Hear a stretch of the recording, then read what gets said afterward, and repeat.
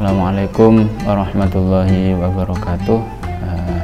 Saya Muhammad Salahuddin Al-Ayyubi selaku Ketua Umum Panitia Wisuda Hafid yang ke-33 dan Khatmil Quran bin Nador yang ke-31 Pondok Pesantren Madrasatul Quran Tebirung Jombang tahun 2022. Sebetulnya Ketua Wisuda itu lebih kepada mengawasi ataupun mengontrol persiapan-persiapan dari seksi-seksi panitia wisuda, sejauh mana kesiapannya, apa saja kendala yang ditemui di lapangan untuk nantinya kami dari panitia bisa memberikan solusi terkait penanganan masalah tersebut. Selain itu, tugas pokok dari ketua juga sebagai penyambung lidah dari anggota kami kepada Bapak Pengasuh ataupun Ketua Yayasan terkait persiapan wisuda. Seperti contoh terkait tamu wali wisudawan, apakah semuanya boleh dihadirkan ketika acara, begitu juga terkait dengan iuran wisudawan, setiap masing-masing wisudawan dikenakan iuran berapa. Hal-hal semacam ini yang tentunya perlu disoalkan kepada Bapak Pengasuh agar nantinya mendapatkan asisi dari beliau. Itu salah satu peran ataupun tugas dari Ketua Panitia Wisuda.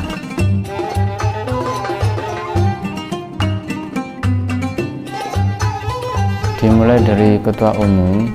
Ketua Umum itu yang namanya Ketua Umum ya secara umum ya bertanggung jawab kepada seluruh anggotanya, termasuk bertanggung jawab terhadap ke ketua juga, ketua 1, 2, dan 3. Kan tapi secara khusus Ketua Umum juga membawahi atau bertanggung jawab kepada sekretaris, bendahara, dan si akomodasi, perlengkapan dan akomodasi.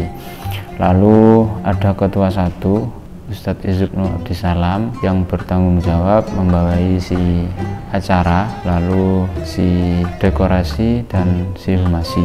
Lalu ada Ketua 2, Ustadz Ubaidillah Mu'afi, yang bertanggung jawab membawahi si wisuda, lalu ada si keamanan dan si dokumentasi. Dan yang terakhir ada Ketua 3, Ustadz Hashim Asari, yang membawahi dan bertanggung jawab terhadap si mudarosah, si konsumsi, dan si penerima tamu.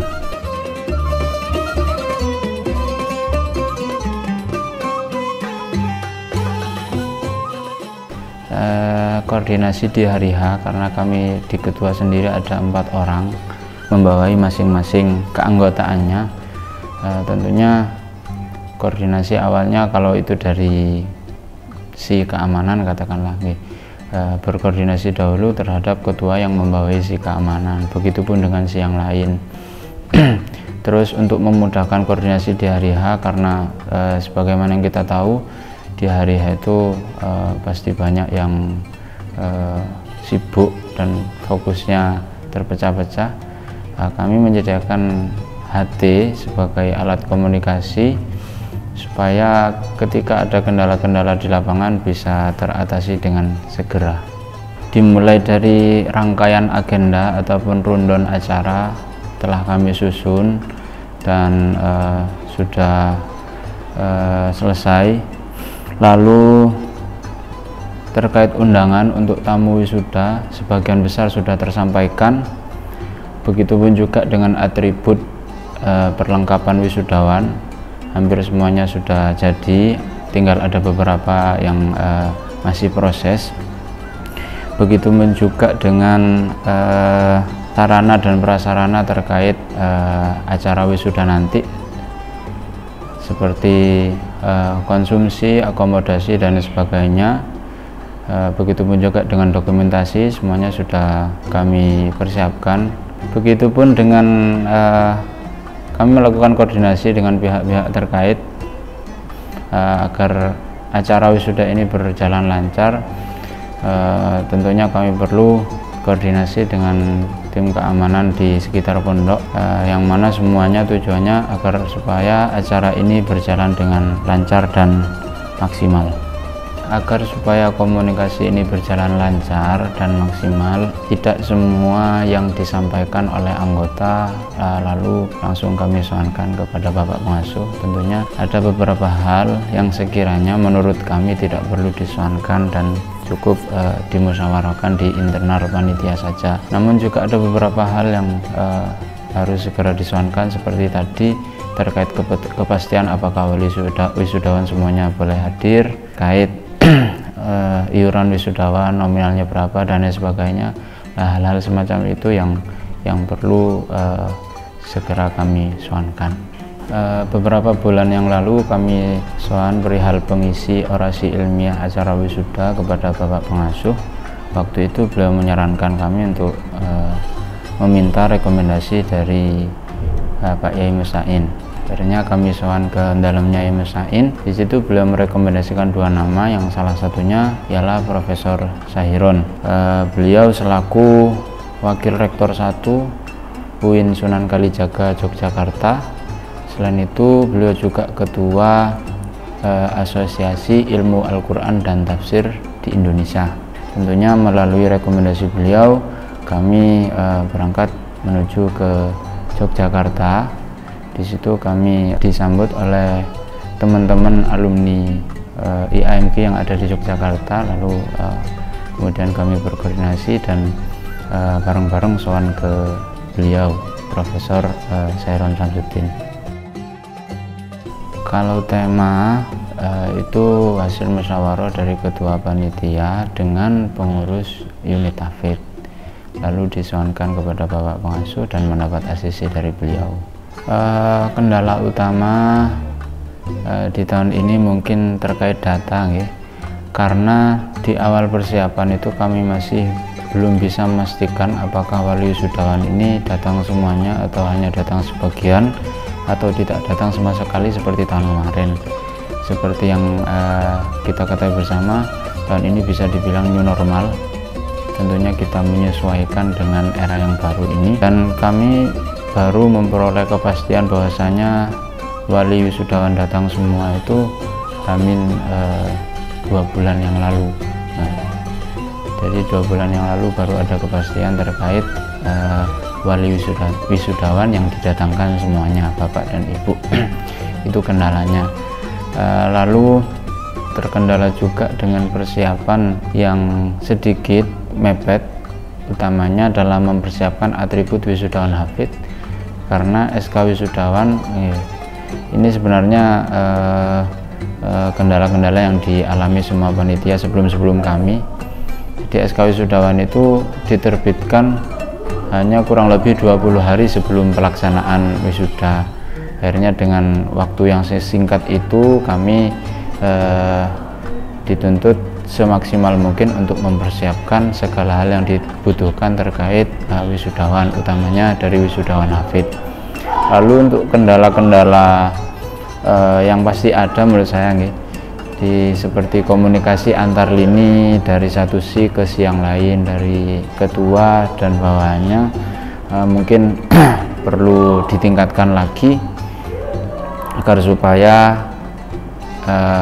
kami semua bisa menyatukan visi, menyatukan suara, menyatukan visi dan misi, agar supaya bagaimana caranya acara wisudawan ini bisa berlangsung khidmat dan lancar gitu. Teman-teman yang di wisuda tahun ini, yang pertama kami ingin menyampaikan selamat dan sukses untuk sampean semua. Sampean semua hebat, tetap pertahankan semangat mengajinya sebagaimana ketika sampean mempersiapkan wisuda tahun ini. Dan sebagaimana tema wisuda tahun ini, Al-Quran eksis di era Society 5.0, tetaplah eksis dimanapun kalian berada, berkaryalah sesuai dengan kemampuan sampean masing-masing, kan tapi jangan lupa untuk selalu mengkampanyekan Al-Quran yang ada dalam jiwa sampean melalui tindak tanduk ataupun tata krama sampean. Terus yang kedua, pesan untuk teman-teman yang masih dalam proses perjuangan menuju panggung keramat, tetap semangat, jangan putus asa. Masih ada kesempatan-kesempatan di tahun berikutnya untuk sampean merasakan keramatnya panggung wisuda di Pondok Pesantren Madrasatul Quran. Oke, panitia wisuda 2022. Perkenalkan, nama saya Ahmad Bustami Alkoni. Saya perwakilan dari Si Wisuda dalam acara Wisudawan Hafid yang ke-33 dan Binator yang ke-31. Perihal persiapan yang sudah disiapkan oleh Si Wisuda, kan kalau tentu berbicara tentang persiapan, kan konsepnya dalam wisuda kan kayak gini. Si Wisuda yang bagian menyiapkan segala bentuk atribut untuk pelaksanaan wisuda, dan si acara yang sebagai mengatur konsep bagaimana jalannya acara wisuda.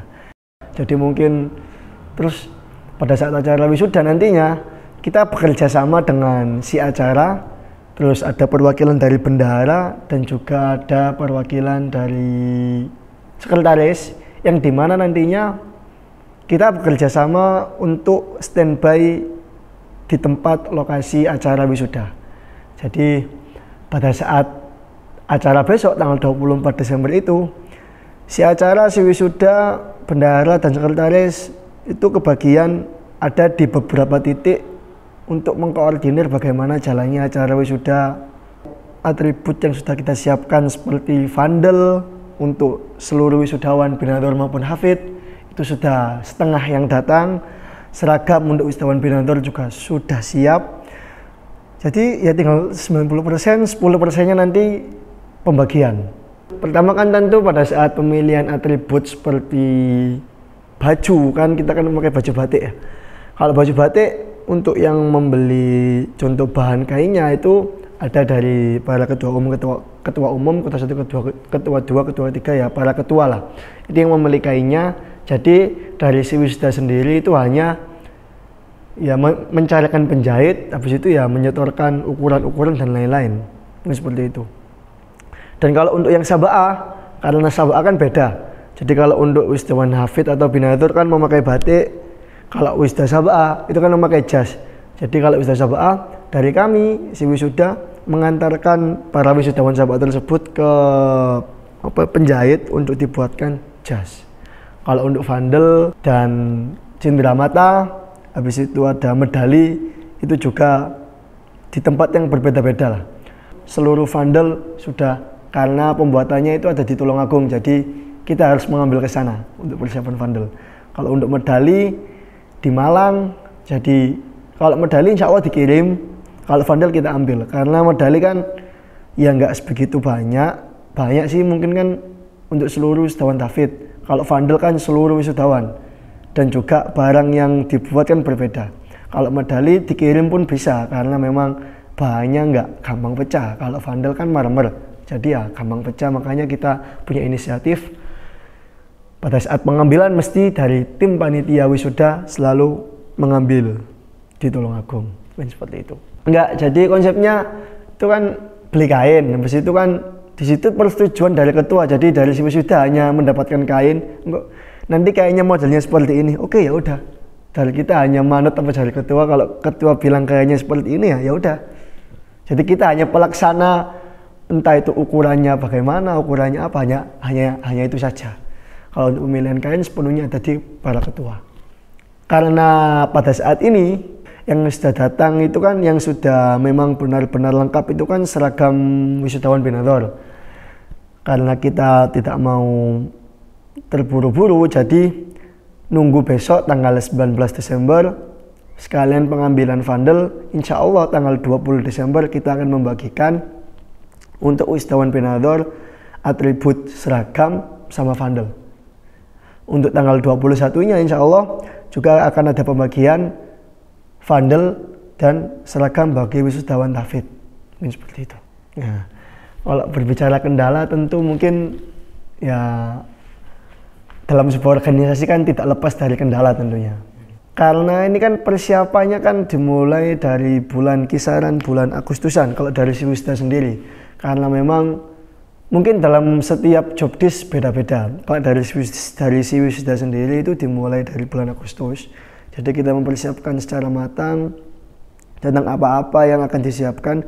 Karena model dari si wisuda kan kita kan bekerja sama dengan orang lain. Contohnya kayak pembuatan vandal. Kita nggak bisa 2 minggu jadi, nggak bisa. Jadi harus proses. Ada berapa yang jadi dulu, ya udah ayo disetorkan. Ada berapa yang jadi dulu, ayo disetorkan.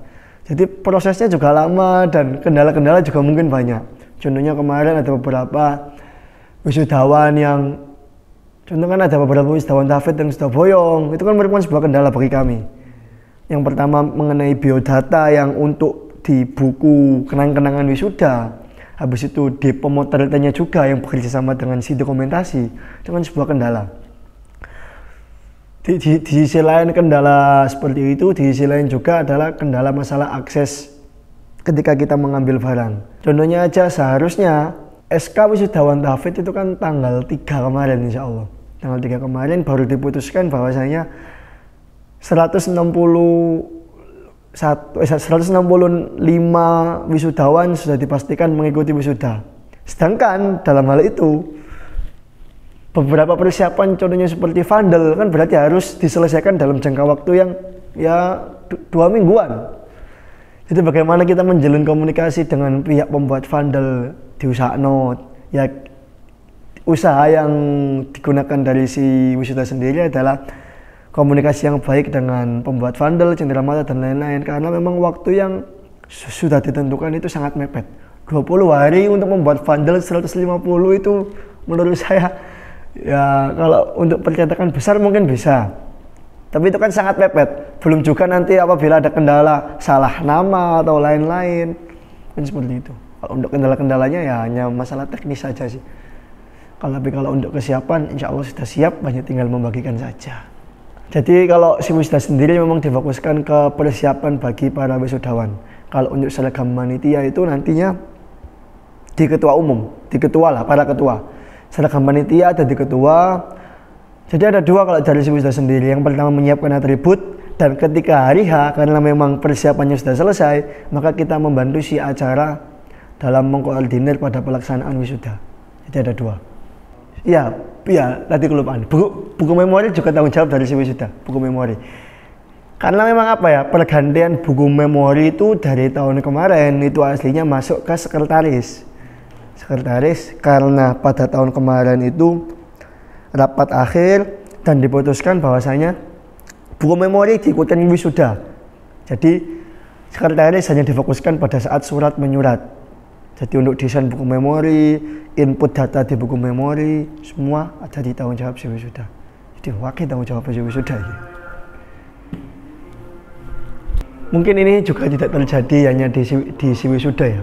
Karena memang apa? Melihat dari sebuah organisasi dengan beberapa pemikiran yang berbeda-beda, tentu itu merupakan hal yang biasa.